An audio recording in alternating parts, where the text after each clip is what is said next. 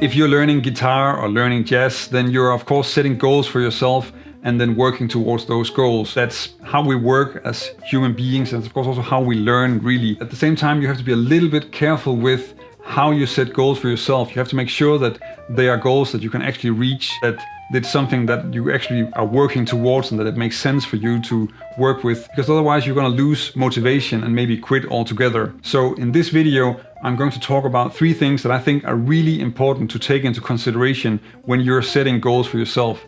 And of course, this is especially important if you're working as a self-student, if you're teaching yourself and don't have a teacher to guide you. My name is Larsen, learn jazz, make music. I want to learn to play 50 jazz standards with arpeggios. I'm going to spend 2 years learning all the scales in all positions in all keys. I'm going to play 10 songs in all keys. First, I'm going to learn all the drop 2 voicings in all inversions on all strings in all keys. We have probably all set long-term goals for ourselves like these, and it doesn't have to be a bad thing that you take something and you focus on it and you keep working on it for a long time. But if it's a goal that's really far from where you are now, and if it's really far in the future and you're locking yourself into working on the same thing for a long time, where you don't really know if that's actually going to benefit you, then that might be a problem. If you're used to playing through a standard with arpeggios, and if you're used to transposing songs, then goals like these are not really a problem, and they're also not even long-term goals. But most of the time when I come across people discussing goals like this, they are not that far along, and this is people commenting in Facebook groups and on videos, and I think sometimes they're actually giving themselves a handicap in learning. So the question becomes, what is a good goal for learning guitar? And there are 3 things I think you want to take into consideration when you're trying to choose something to work towards.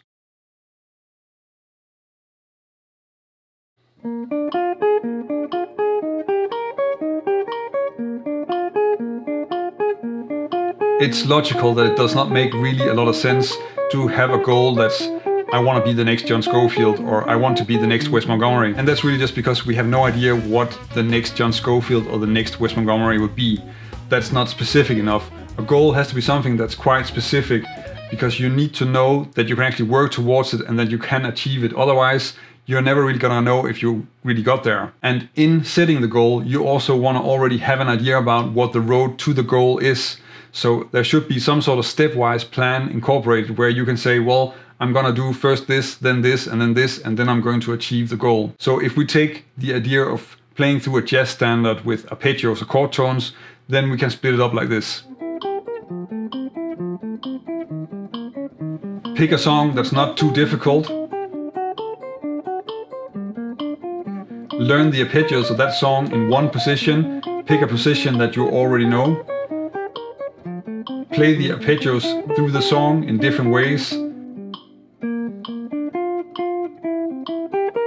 Start improvising.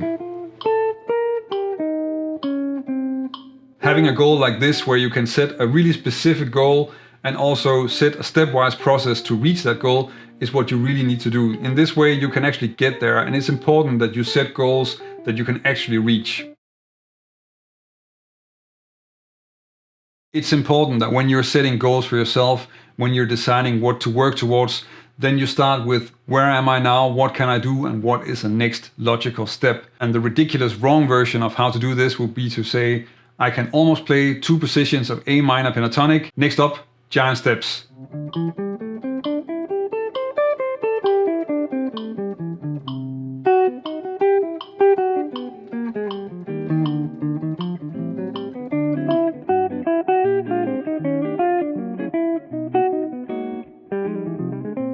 Of course, you could map out a stepwise plan with 368 steps, taking you from A minor pentatonic to giant steps, but probably there are going to be so many basic guitar skills and musical skills on there that they would make better goals in the first place than just having that long list. So instead, it makes a lot more sense to take something that's a little bit closer to you. And this is something that I actually see really often when I'm giving feedback on Patreon, or if I'm leaving some comments in the Facebook group on people's videos, because it's very difficult to really figure out where am I at and how should I actually continue, what is a logical next step. And there are certainly a few skills where this is especially true when it comes to things like phrasing and time feel and swing feel, then you first need to train yourselves to hear how it actually sounds and how it should sound, and to be able to recognize that, and then you can improve it in your own playing. Being flexible with long-term goals especially is also something that is related to the two previous topics, in the sense that you want to stay motivated. So when you're learning, when you're following a stepwise plan, when you're developing your skills, then sometimes your goals are going to change, and maybe sometimes the skills that you realize that you need to work on might be different along the way, because you're learning and you're changing, and your perception of where you're going and where you want to go might change as well. So it is important that you stay flexible, and also that you keep evaluating whether the goals that you've set for yourself are really where you want to work towards. Because if you just force yourself to keep on working with something and you don't really feel like it, maybe it's not even very useful, then that's a sure way to end up with a complete disaster. To give you an example of this, let's say that you want to learn all scales in all positions, and you've decided that these 6 scales are the important scales in all positions that you want to learn. Then you start working all these, and you realize that actually 2 or 3 of those scales you're never using when you're improvising. Then the question really becomes, is that something that you then want to keep on working on? Do you want to keep practicing scales that you are not using, especially if you're spending so much time practicing scales that you don't really have time to practice making music with those scales? And that's actually a real question. I'm kind of curious, because I do come across that quite a lot. So leave a comment if you have something to add on this. Are you practicing scales that you never use when you're improvising? And if so, why are you doing that?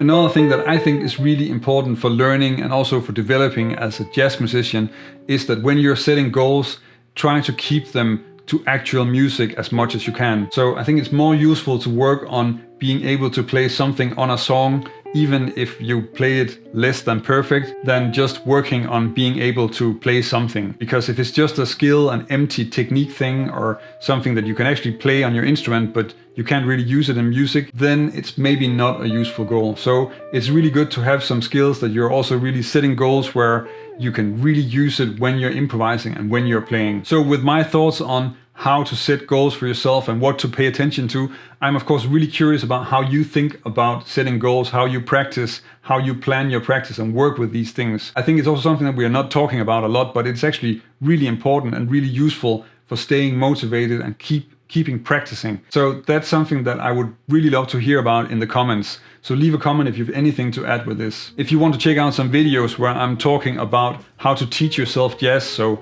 effective ways of practicing, how to evaluate where you are and learn standards, do exercises on songs, stuff like that, then check out this playlist where I have few videos on that topic.